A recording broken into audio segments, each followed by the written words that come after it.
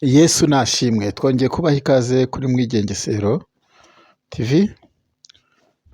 Nanone Imana iradushoboje kugira ngo tuganire ijambo ry'Imana. Ijambo ry'Imana ni rizima. Buriya hari ibiremwa Imana yagiye irema, ikabiremana ubuhanga. Ese ni ubuhe buhanga? Umwanditsi wa Zaburi yavuze yuko ijambo ry'Imana riramburuza impara. Impara ni ikintu kitashobora kuramburura ni nk'uko itungo ryaba rihaka rikabyara igihe kitageze, nibyo bita kuramburura. Cyangwa se umubyeyi akaba atwite inda ikavamo. Ubwo rero ijambo ry'Imana rivuga ko nta kindi kintu, nubwo impara wayiterura ukayikubita hasi ihaka, nta kintu ishobora ngo ntiyaramburura, ariko ngo iyo igeze ahantu bumva ijambo ry'Imana, bigisha ijambo ry'Imana, ryayiramburuza. Reka dusenge. Mwami Yesu, murengezi wacu, turagushimiye ko ubanye natwe, ukaduha umwanya wo kuvuga ijambo ryawe muri iyi minsi y'imperuka turimo, iminsi igoye, iminsi irimo imitego Satani ari kugenda atega abera. Ndakwinginga Mwami kugira ngo utugirire neza, udufashe kandi wirukane imbaraga zose zirwanya abera, utugirire ubuntu. Urakoze Yesu, ngaho bana natwe mu izina rya Yesu, amen. Amagambo rero ngira ngo tuganire ni amagambo ari mu gitabo cya Luka, ubutumwa bwiza uko bwanditswe na Luka, igice ni igice cya 22 umurongo wa 39. Ni amagambo avuga ngo Yesu asengana umubabaro. Hari amasengesho dusenga y'umunezero, ariko habaho n'amasengesho abantu basenga bababaye bitewe n'impamvu runaka. N'aya masengesho rero Yesu yasenze, yayasenganye umubabaro.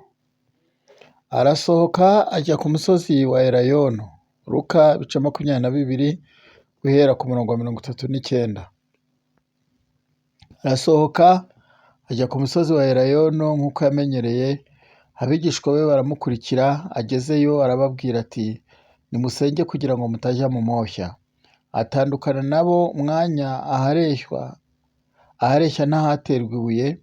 Arapfukama arasenga ati, Data nubishaka undenze iki gikombe, ariko bye kuba uko nshaka, ahubwo bibe uko nshaka. Marayika uvuye mu ijuru aramubonekera, amwongera imbaraga kuko yari ababaye bikabije asenga cyane, n'ibyuya bye byari bimeze nk'ibitonyanga by'amaraso bitonyanga hasi.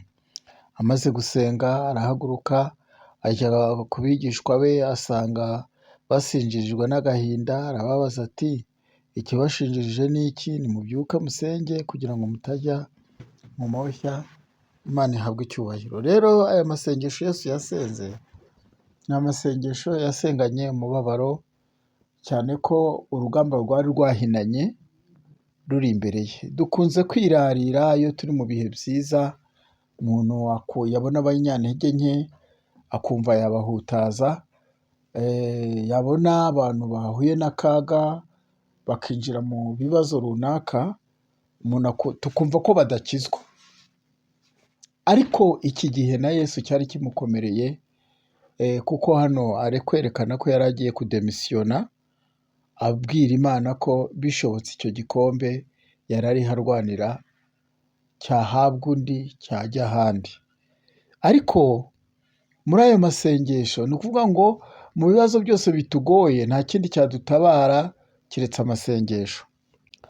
Muri aya masengesho rero Imana Yesu yasenze yahaboneyemo ubutabazi.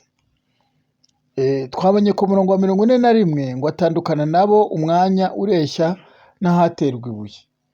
Ahantu haterwa ibuye biba bivuze yuko ari ahantu umuntu aba arebesha amaso. Bishatse kuvuga ko Yesu adashobora kudusiga ngo atujye kure, aba turi hafi. Imana ihabwe icyubahiro. Wowe unyumva, wowe ukuri iki kiganiro, umwami Yesu ari hafi yawe. Ahantu watera ibuye wowe, aho wibwira ko ari kure yawe, ari hafi y'aho watera ibuye. Yakundaga gusengana n'abigishwa be, ariko ngo akagira umwanya wo kwiherera, agatandukana nabo kugira ngo agire ibyo avuga badakwiye kumva. Buriya hari amasengesho tugomba gusenga abantu bose batatwumva. Nk'ubu hari amasengesho ushobora gusenga ushaka kwatura ibyaha. Ibyo byaha mu buryo urabyaturamo, hari ibyaha ushobora kwatura bikagusha abantu, bigatuma habaho igikuba runaka, ariko ni ngombwa ko dusenga twiherereye, tukabwira Imana aho twayihemukiye, tukabwira Imana aho twayigomeye. Ibi ngibi tuba tubabwira ni ukugira ngo Imana ijye ibafasha kandi barwanirire kandi barengere mu buryo bw'ubwenge bw'Imana. Nicyo cyatumye Yesu atandukana nabo. Bajyanaga gusenga, bari bajyanye gusenga, ariko hano Bibiliya iri kwerekana ko batandukanye, arababwira ati reka njye hariya hirya. Ubwo rero murumva n'iri jambo yavuze ni ijambo rikomeye.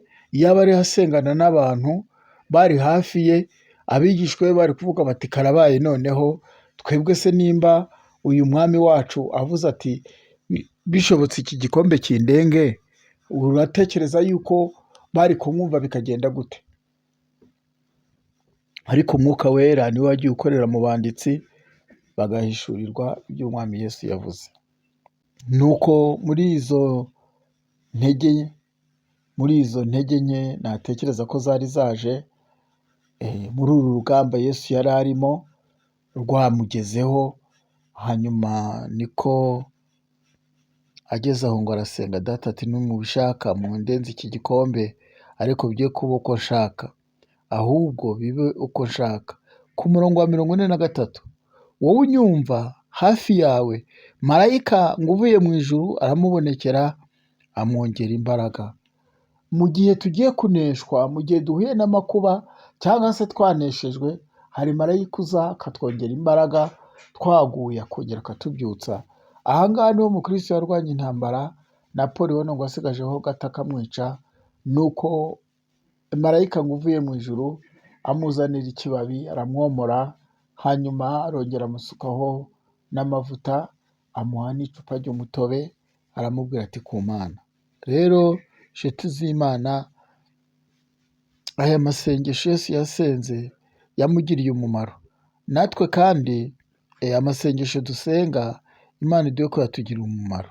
Ku murongo wa 44 aravuga ngo kuko yari ababaye bikabije, asenga cyane, n'ibyuya bye byari bimeze nk'ibitonyanga by'amaraso bitonyanga hasi.